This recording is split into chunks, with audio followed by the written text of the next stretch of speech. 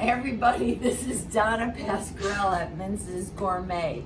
Today I'm making Taralli, which is like a little Italian biscuit. And we carry them in the store. There's some homemade ones, and then we have a whole line of them in bags that are all different seasonings. All different flavorings. So this is a recipe. Once you master it, you can change it up a little bit. So what I'm starting with is 3 cups of flour. This is, as you know, 00 flour. And if you're doing it in ounces, it's about 12 ounces. So what I did was put the flour in the bowl. I'm using a teaspoon of sea salt, a half a teaspoon of baking powder. I'm mixing all the dry ingredients first. And then this is what I was saying about the flavoring. So in here, the recipe calls for about 2 teaspoons of herbs or spices. I'm using cracked black pepper, anise seed, fennel, and a little bit more sea salt. So that's about 2 teaspoons. You can, I've made, this is a fairly new recipe for me, so I've tried it a couple of times, and I think you can add in a little more spice if you like to. Like I put some crushed red pepper here if you want to add that. Again, it's something you have to play around with. This is extra flour that I have on the side. So you mix all your dry ingredients, then make a well, and then I've got 3 tablespoons of olive oil. I used extra virgin olive oil. This is a recipe where you want to taste the oil. This is a cup of dry white wine. I'm using a Chardonnay. And the salt I already put. And 2 eggs. And 2 beaten eggs. My husband seems to think I should crack the eggs beforehand. He doesn't think it's necessary. The guy's never cracked an egg in his life. So you beat 2 eggs. And then you're putting that in the middle as well. All right, so now you are going to mix it all together in the bowl, and we're gonna form a dough. And again, the extra flour is here because I don't want it to be sticky dough. So you may need a little bit more flour. Okay, here is the dough, and I didn't need to use that extra flour.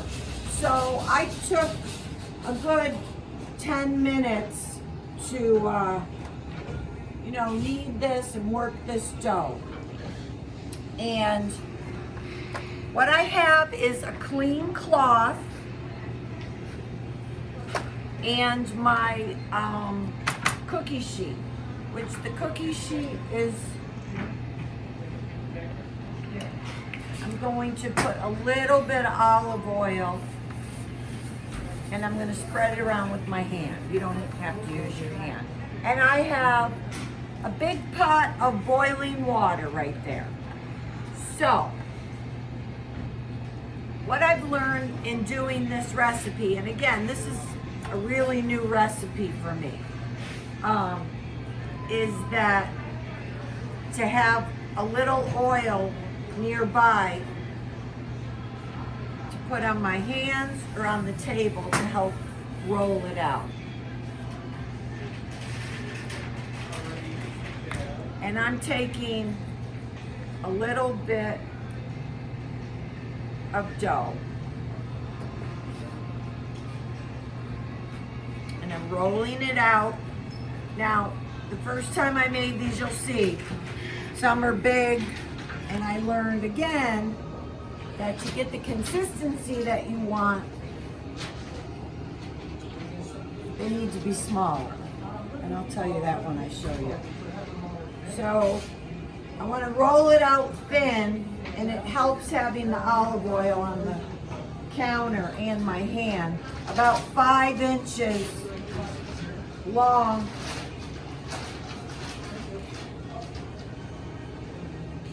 All right. And then I'm going to, this one, I'm just pressing,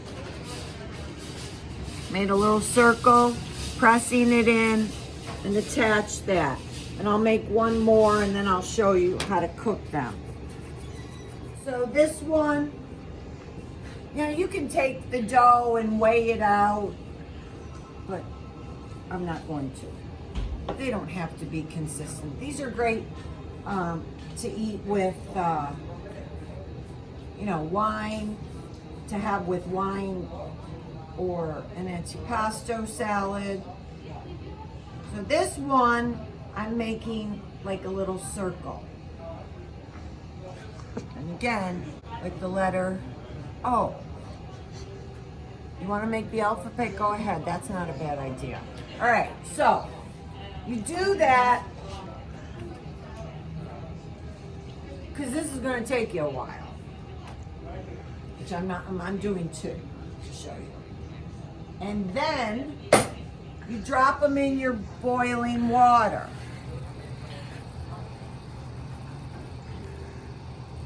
There's a little bit of salt in the water. And this size, they'll float pretty quickly. Less than a minute. I'm gonna keep that covered. So again, the smaller you make them, the more authentic they will taste. When I take them out of the water, I'm going to put them on this barely greased pan, cookie sheet, and I'm going to put them in the oven, a 350 conventional oven, for about 20 minutes. Now, I check them after 10 just to see what the bottom looks like. But like I said, 20. I just want to make sure that wasn't stuck to the bottom.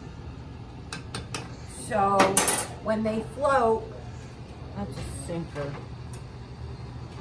When they float, so you're saying you should stir it up at least once? well, sometimes you have to like gently see if they stuck to the bottom. The last batch I did, none of them did.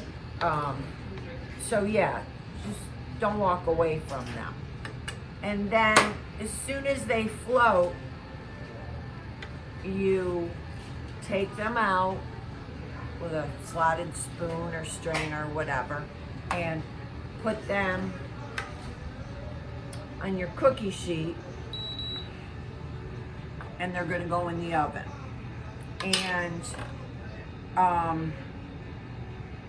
you know, if this comes apart a little bit, that's okay. They're not all going to look perfect.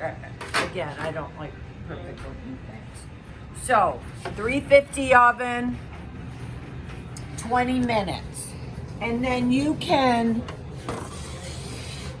see, all right, so I'm going to show you my first batch, which I made big. And these are lemon and pepper. And these are the ones like I did today. Fennel, anise, black pepper, and something. Fennel, anise, black pepper, and can't remember what I said. Lemon? No. Can't remember. Stop. Yeah. Okay, so I just remembered. Fennel, anise, black pepper, and rosemary. All dry. So this is the smaller batch that I did, and these are much better. And what you want is, see, so hard I can't even break it. Here's the bottom, that's brown. And you want crunch, kind of like a pretzel. And they're dried out inside, and that's a Taralli. I think a Taralli, which is what I grew up with, and I think it's a similar recipe, and there's lots of recipes out there. I can send you one for a sweet one with lemon and a little bit of sugar. But these have no sugar in them, which is great if you just want something, just a quick snack or whatever. So that's Taralli. If you don't want to make them, you know we have them here at Vince's. All different flavors. This is an everything, rosemary, original, whatever that means. And Just olive oil. Olive oil and white wine, and then we have pizza ones. But this was a real quick recipe, and excuse me, it doesn't take a long time to make these. And you can store them, they don't have to be refrigerated or whatever. If you want the recipe, email Donna at vincesgourmet.com and I will send it to you. And if you want to get on our newsletter, go to vincesgourmet.com and put in your email, and you'll get our weekly specials and our newsletter. And everybody have a great afternoon.